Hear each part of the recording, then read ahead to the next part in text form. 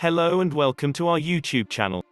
Today we are going to talk about top 10 Netflix miniseries of 2021. Movies are too short for some, shows too long for others. Enter middle ground solution, miniseries. Now that the movies are dying, videos are the only thing that's actually dying, and that it's the golden age of TV, ones have stopped being news. There is a newcomer to the scene. Perfected by networks like the BBC in the past, the form is attracting growing attention from Netflix and similar platforms. 4 to 8 episodes, 1 season, done. Creators have more time to express their ideas, but not too long to have to recycle them. Viewers can be exposed to 7 different stories instead of 7 different seasons of Homeland. It's the perfect medium, and provided Netflix and the BBC keep coming out with good ones like The Five Below, it will be the future. So before starting to this video, make sure to hit the like button and subscribe to our YouTube channel for more future videos. So let's move forward. Number 10, Alias Grace. This miniseries is based on a Margaret Atwood novel and was also produced by her. The script was written by Canadian filmmaker extraordinaire Sarah Polley, Stories We Tell. Based on the award-winning novel by Margaret Atwood and inspired by true events, Alias Grace tells the story of Grace Marks, a young, poor Irish immigrant and domestic servant in Upper Canada who, along with stable hand James McDermott, finds herself accused and convicted of the infamous 1843 double murder of her employer Thomas Kinnear, Paul Gross, and his housekeeper Nancy Montgomery. Number 9, Godless. Godless is an American Western drama streaming television miniseries created, written and directed by Scott Frank. In the series, set in 1884, a young outlaw on the run from his vengeful mentor winds up in a small New Mexico town populated almost entirely by women.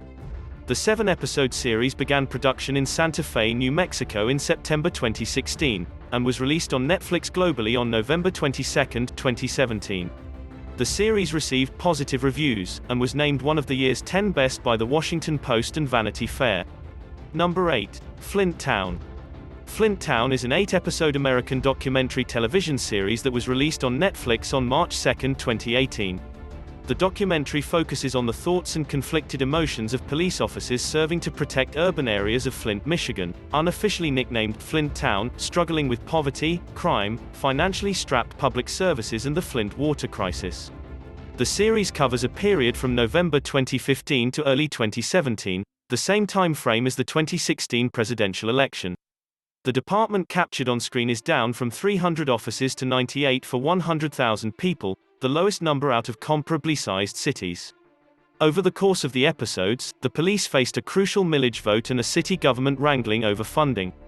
Number 7, Formula 1, Drive to Survive.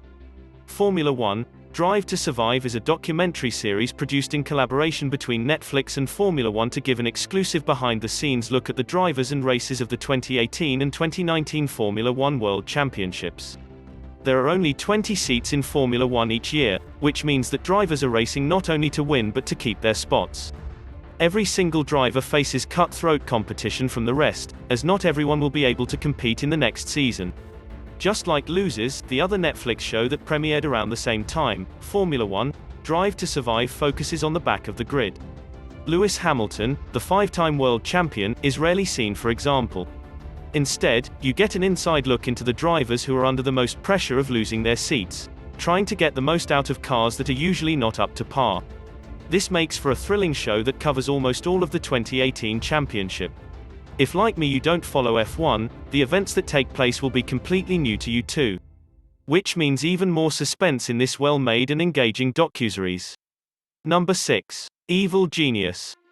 The true story of America's most diabolical bank heist is a 2018 true crime documentary series about the death of Brian Wells, a high-profile 2003 incident often referred to as the collar bomb or pizza bomber case. It was released on Netflix as a 4-part series on May 11, 2018. There is footage and coverage to prove that the pizza bomber story actually happened, but watching Evil Genius, the true story of America's most diabolical bank heist, everything is so intriguing it is almost impossible to believe.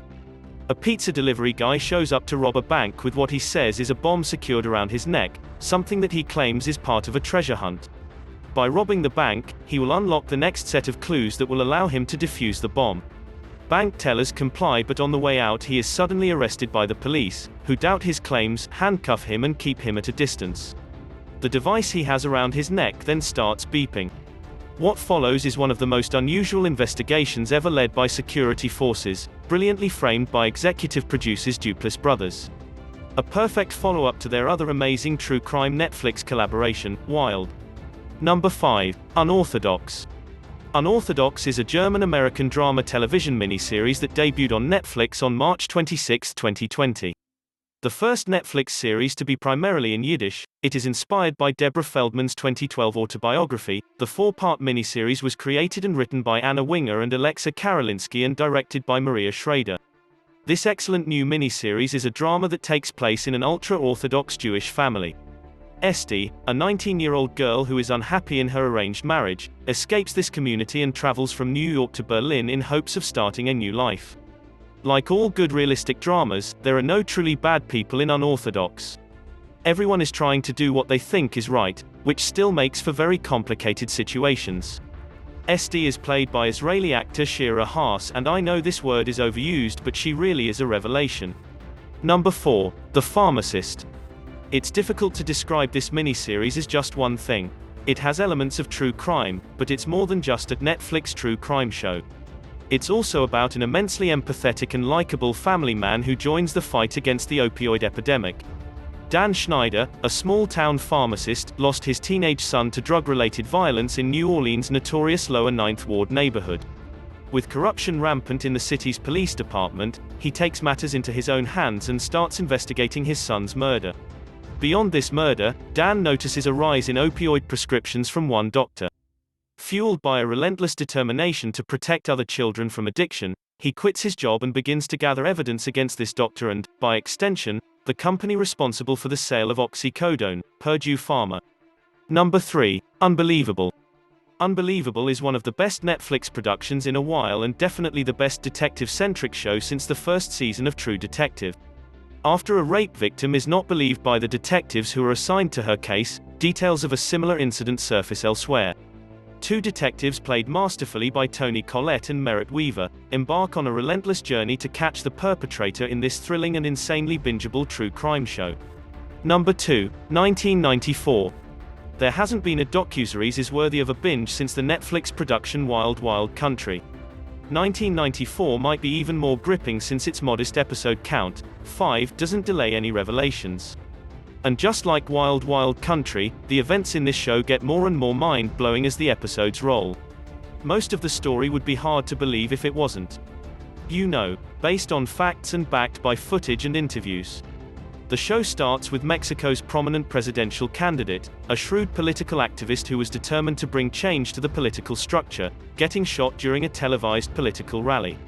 What follows is a series of in-depth interviews, including with Mexico's president at the time, pictured above, and pretty much all the relevant people to the story who are still alive today. This is a rich, informative, and fascinating account of a violent and tumultuous year in Mexico. As the people being interviewed point out, understanding the relevance of 1994 in Mexican politics will help understand the country's political and economic landscape today. Number 1. Wild Wild Country.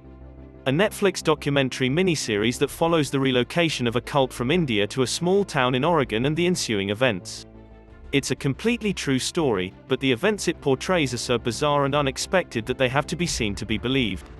The cult, led by a controversial Indian guru, drew worldwide attention to its beginnings in India and then to its conflict with the locals once it relocated to the United States.